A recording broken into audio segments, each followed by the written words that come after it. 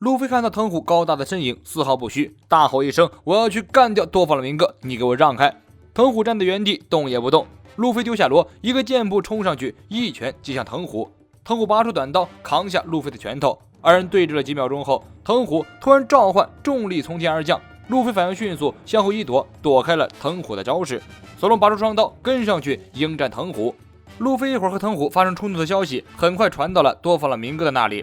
明哥手下猛将皮卡请求出战，不管是海贼还是海军，只要自己出马，一定通通干掉。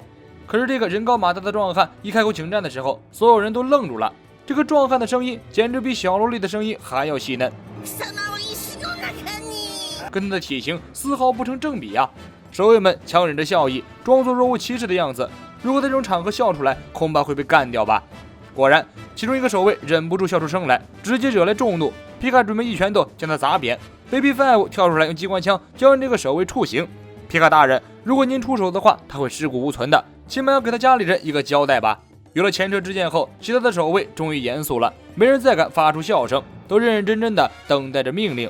明哥阴沉地说道：“我10岁的时候就失去母亲了，后来亲手杀死了自己的父亲。干部以上的人都是我的家人，胆敢嘲笑我的家人，我绝对不放过。”全国的闹剧还在继续，悬赏级5亿的乌索普被雷欧等人拖着跑，后面则一大群疯子拿刀狂追。乌索普惨兮兮的呐喊：“别再追我了！”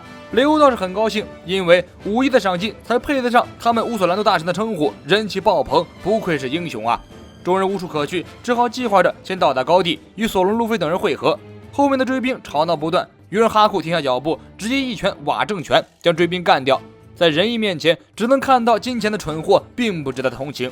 巴托急于表现自己，于是留下断后，请罗宾和乌索普先行离开。罗宾带着雷欧、雷贝卡来到了王宫城下面。罗宾有能力知道是一张大网，众人借由这张大网向上面攀登。这时突然大地一阵震动，在城中的中心，地面突然大大的凹起，整个城镇受到影响，房屋倒塌，国民们开始各自逃难。凹起地面中站起一个巨大的身影，如同巨人一般遮天蔽日。大家向黑影看过去，这个家伙竟然就是皮卡。路飞等人瞪大了眼睛，这体型大的也太离谱了吧，根本没办法下手对战啊！就在众人深感绝望的时候，皮卡开口了：“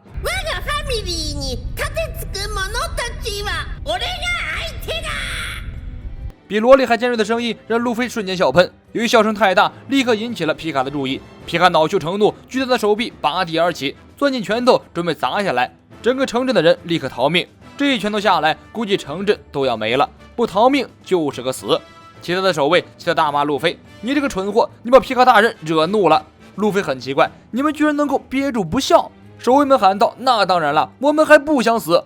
索隆和路飞夹着罗也赶紧逃命。索隆埋怨路飞不要总是嘲笑敌人，结果皮卡一开口，索隆也忍不住笑喷。这时皮卡的拳头已经打了下来，如同原子弹爆炸一样，光是冲击波就足以毁灭半个城镇。皮卡的拳头直接攻击的地方，直接被砸出来一个陨石坑。好在路飞关键时刻鼓起气球，把自己和罗吹了出去，侥幸逃过了皮卡的这一招重拳。不过仔细看看，路飞三人此时已经跑迷路了，混乱的城镇让三人根本分不清方向。不过看起来应该是距离皇宫很远了。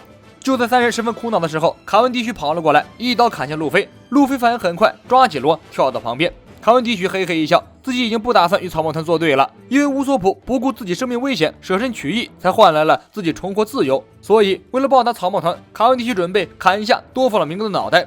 路飞大吼：“这种事情我自己去做就可以了，我要报答雷贝卡的便当之恩，亲自打败多弗朗明哥。”罗气的大骂：“原来你小子是为了便当才开战的！”卡文迪许对路飞的理由嗤之以鼻，怎么会有人白痴到为了这种事情开战？要说开战的理由，那肯定是为了人气呀！想一想，如果打败多弗朗明哥这种穷凶极恶的海贼，第二天记者一定会排着队跟踪采访，报社大肆报道，所以谁打败的明哥，谁就是下一个超级巨星。卡文迪许可不想把这么好的成名机会让给路飞。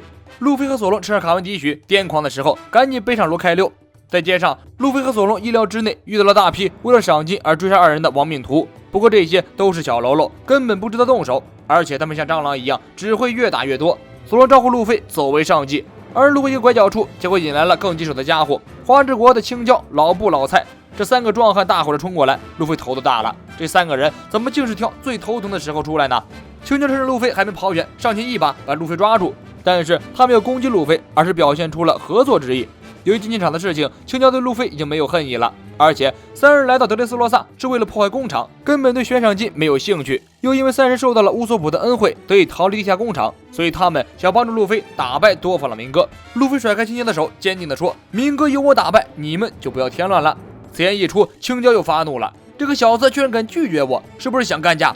二人正在吵嘴，巨人佣兵海尔丁也赶了过来。紧接着，擂台上那些能叫上名号的狠角色陆续赶过来，大家纷纷表示要干掉多弗朗明哥，报仇雪恨，同时也是对草帽团报恩。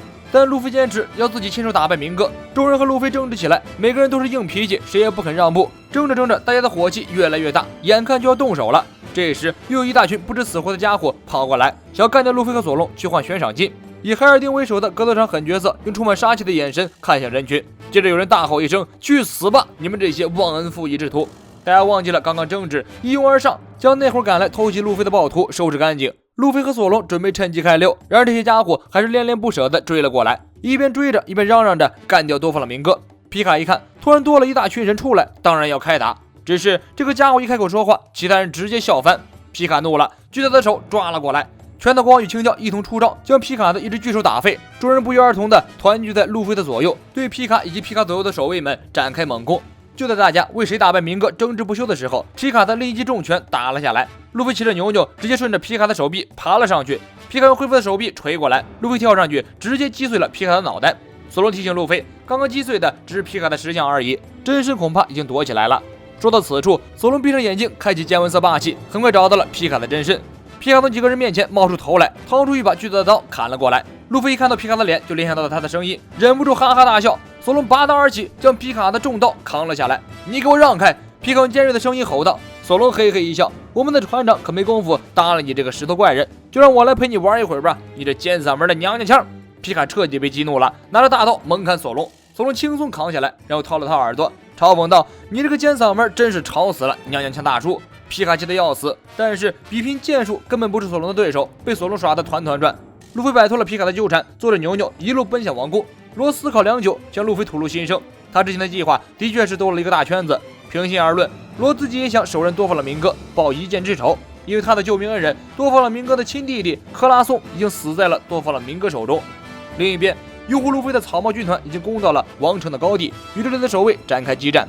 前面等待他们的德林杰、Baby Five 等战斗员，不过大家都很奇怪，奶嘴哥那个家伙刚刚还在，这时候居然消失不见了。大胡子大叔说道：“那还用想？变态之间惺惺相惜，奶嘴哥肯定是去找另一个变态了。”同一时刻，变态之王弗兰奇一个人奔向工厂，准备用激光炮将工厂直接摧毁。奶嘴哥赶了过来，从后面抱住弗兰奇，将他摔倒。两个变态的宿命对决开始了。海军方面，藤壶大将紧急联系了巴斯，命令分散在岛上的中将们立刻向王宫脚下集结。现在轮到海军们行动的时候了，海军们立刻动员起来，一多半的人向王宫脚下赶去。这时，一大团火焰从天而降，拦住了藤壶等人的去路。藤壶凭着感觉就知道是谁挡在那里，革命军二把手萨博。萨博扛着水管，硬气地站在藤壶面前。作为大哥，绝对不允许任何对路飞有威胁的人跑过去干扰他。海军们一看，一个革命军居然这么嚣张，干他！众人一起开枪，不断地向萨博身上招呼枪炮。不过，这种攻击对于自然系烧烧果实的萨博根本毫无作为。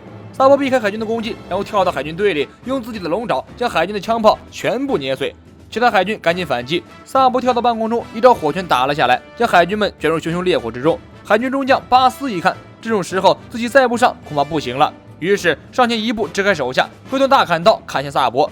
巴斯的砍杀刀颇有一些威力，几刀下去将周围的防务全部展开，只可惜根本砍不到萨博。巴斯举起大刀砍向萨博的手臂，萨博举起自己的手，平静地说：“我的手可是龙爪，是为了粉碎蛮横霸道的强权而练就的。”巴斯一刀斩下来，萨博躲也不躲，直接接住了大刀的刀刃。巴斯拼尽全力，而萨博一脸轻松。接着，砰的一声，巴斯的砍杀刀被萨博狠狠捏碎。巴斯很愤怒，不过实力相差太过悬殊。萨博一爪捏在巴斯的钢铁面罩上，我的龙爪捏碎人的头骨，就像捏碎鸡蛋一样简单。下一秒，巴斯的钢铁面罩直接被萨博掏裂。眼看巴斯就要不行了，藤壶使出了自己的绝技召唤陨石，空中一颗巨大的火球向德雷斯罗萨急速飞来。不过由于鸟笼的原因，陨石自己被切成一块块分散坠落。藤壶这一招用到现在，除了视觉上看着很过瘾之外，根本屁事不顶。而且这一招波及范围很大，口口声声保护平民的藤壶用这一招砸下来的时候，似乎根本没有考虑到会不会伤害到平民。说到底，真正的强者根本不怕藤壶这一招。只有平民百姓才会被藤虎的陨石所伤害到。藤虎问萨博，烧热果实的上一代主人火拳艾斯曾经自称是路飞的兄长，难道你也是？萨博毫不犹豫地回答，我们是结拜三兄弟。其他的海军一听都懵逼了，这个兄弟组合也太恐怖了吧。大哥是白胡子的二番队队长，二哥是革命军二把手，弟弟路飞是悬赏金4亿的大海贼，这个组合拎出去，难道还有敌人？萨博酷酷地说道，我把丑话说在前面，只要路飞需要我的帮助，无论我身在世界的哪个角落，就算是舍弃一切的立场，我也会立刻赶到路飞的身边帮助他。我绝对不要再品尝失去兄弟的那种刻骨铭心的痛苦了。藤虎听完，默默拔出短刀，看来多说无益，唯有折断骨头才是最好的说教。萨博微微一笑，看来你并不感兴趣。故事是很感人，不过老夫的身上并没有美酒陪弓对阵啊。藤虎短刀出鞘，萨博感觉到一股无形的力量重重地压在身上，但他面无惧色，操起水管，身体化成一抹火焰冲向藤虎。路飞是我们的弟弟，无论何时都要保护他。萨博的火焰从上空直接砸向藤虎，藤虎拔出短刀与萨博的水管磕在一起，罗宾一行人顺利地攀上了高地，甩掉了后面纠缠不清的暴徒。巴托兴奋地到处寻找路飞，乌索普冷静地说，放弃吧，路飞是不会在一个地方待上5分钟以上的。巴托一听更兴奋了，真不愧是未来的海贼王，果然和一般人不一样。在这里，罗宾等人见到了前任国王利库王，因为多弗朗明哥的缘故，利库王对海贼一直心存戒心，他不明白为什么紫罗兰和雷贝卡会如此相信草帽一伙。紫罗兰大声地告诉利库王，这个国家之所以这样，全都拜那个被世界政府封为七武海的多弗朗明哥所赐。当权者从来都听不到群众的呐喊声，他们只能听到对自己有利的声音。与打着正义旗号的当权者比起来，至少草帽团说的每一句话都是发自肺腑的，他们正在为拯救这个国家而努力着。雷欧等人将乌索普抬到利库王面前，向利库王介绍，这就是不顾自己的生命而打破了10年玩具诅咒的乌索兰度。草帽一伙就是这个国家的希望之星，就算他们是海贼，众人也会坚定地相信他们。雷贝卡决定冒着生命危险去给罗送去手铐的钥匙。雷欧立刻集结所有小人族，将大家兵分2路，一部分去破坏工厂，另一部分人则跟随着雷贝卡一起护送雷贝卡找到罗和路飞。我是剑夫君，咱们下期见。